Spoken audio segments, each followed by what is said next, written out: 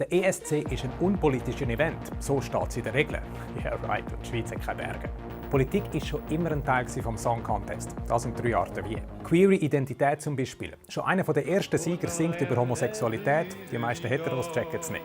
Viel auffälliger ist dafür der Sieg der ersten Transfrau, die sich selbstbewusst feiert. Viva la diva, viva Victoria, Cleopatra.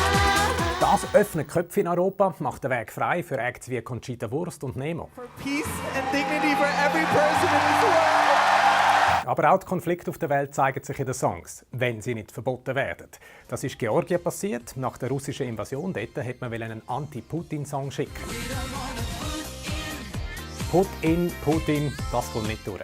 Anders macht es die Ukraine nach der Annexion von der Krim und gewinnt mit einem Song über die Geschichte dort, der aber voll aktuell ist. Immer wieder auch Thema Nahost. Sagen es Pro-Palästina-Aktionen oder politisch gefärbte Songs aus Israel.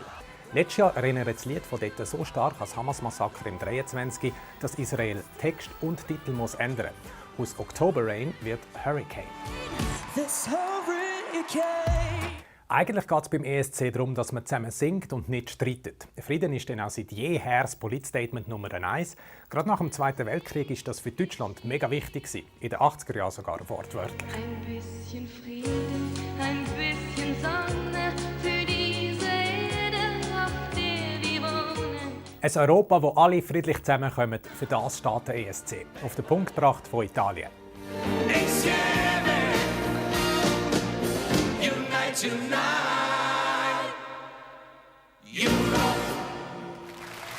Ganz offen oder ein bisschen versteckt, Politik gehört also zum Song Contest. Soll noch jemand sagen,